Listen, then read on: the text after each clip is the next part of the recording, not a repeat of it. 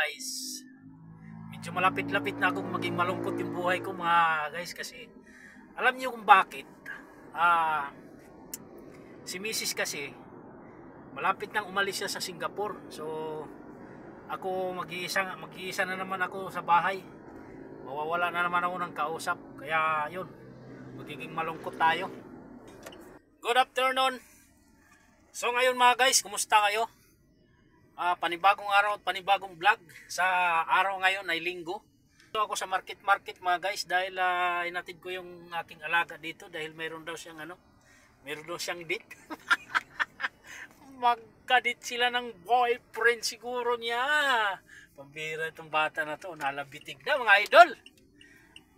So kahapon kasi birthday niya, bali nag-16 siya kahapon.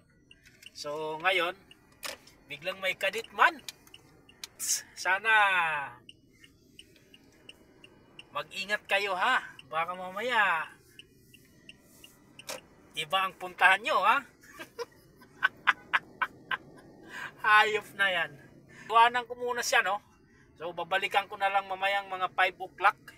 Exit muna tayo dito mga guys, kaya tara, let's go. Ito tayo sa ilalim ng flyover ng market. So di ko alam bakit sa siya nagpababa ngayon sa market. So sabi niya kasi kanina doon siya magpababa sa Uptown Mall. So nagbago man. Sa market na lang siguro, baka dito sila pupunta sa ngayon sa SM Aura. Mga guys. So balikan ko siya mamaya mga 5 o'clock. Iwanan ko muna siya. Mahirap naman kung hahantayin ko siya hanggang mamaya dahil ang haba pa ng oras ko. Ano pa lang tayo ngayon? 1:20. So maganda magbiyahe ngayon mga idol. Walang traffic. Mga idol, labas na tayo ng market. Tsaka sa may SM Aura. Si magkadikit lang naman yung SM Aura at saka market eh.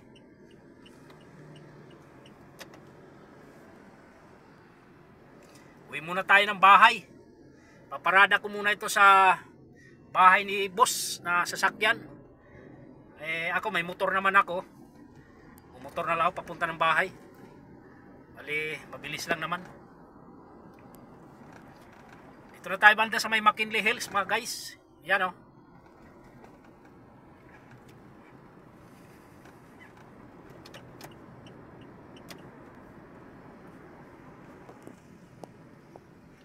Sana araw-araw ganito, no? Para hindi tayo pagod magbiyahe.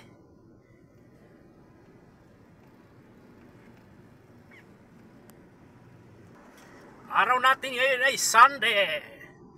Bukas, Monday na naman. So bukas maaga na naman ako. Pasok bukas alas 5 eh. So January 26 ngayon mga idol, no? Bukas pupunta na naman ako ng Baligolf kasi sunduin ko na naman sila ma'am doon.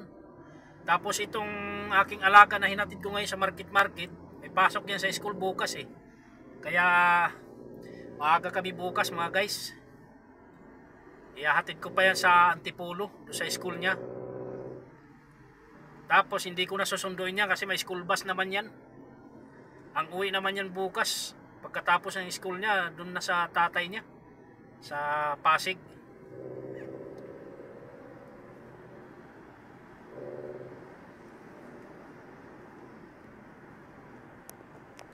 Malinis yung magkabilang lane mga guys, oh. Tingnan nyo naman. Pati kabilang lane, yung papunta ng BGC. Tapos dito sa kinaroroonan ko. Ganda, ang ganda. Sana ganito lagi. Para hindi tayo ganong pagod mag-drive. Guys, medyo malapit-lapit na akong maging malungkot yung buhay ko mga guys, kasi alam niyo kung bakit. Si Mrs. kasi malapit nang umalis siya sa Singapore. So ako mag-iisa na naman ako sa bahay. Mawawala na naman ako ng kausap. Kaya yun, magiging malungkot tayo. So di ko alam kung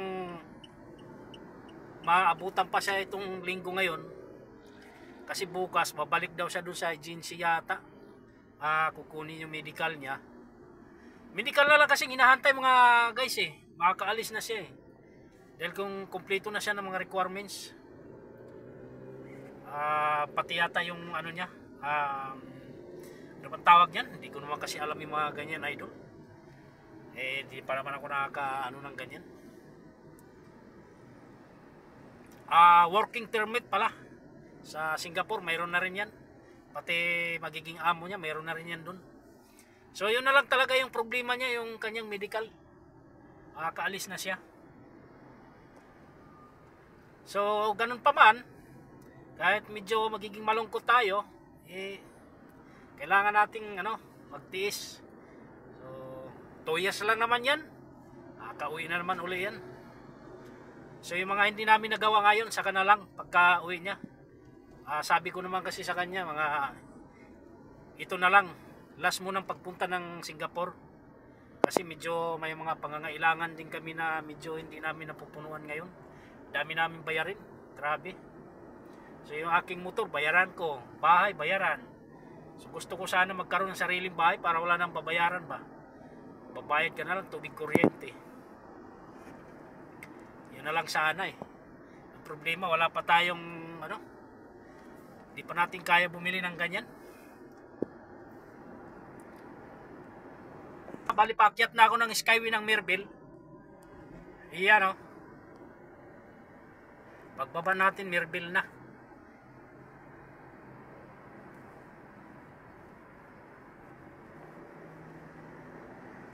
Alright.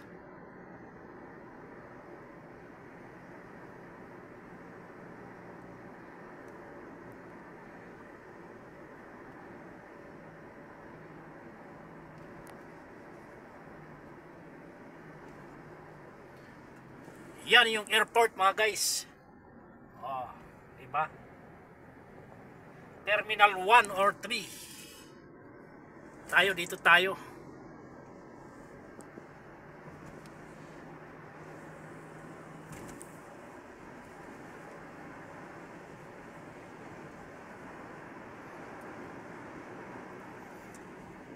Yung load ng aking ATC nasa 65 na lang Pambira, magbabayad na tayo nito mamaya.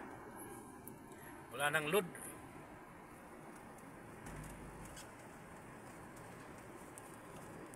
Ang tagal na yan mga guys, hindi pa rin ginagawa. Ano kayong gagawin dyan?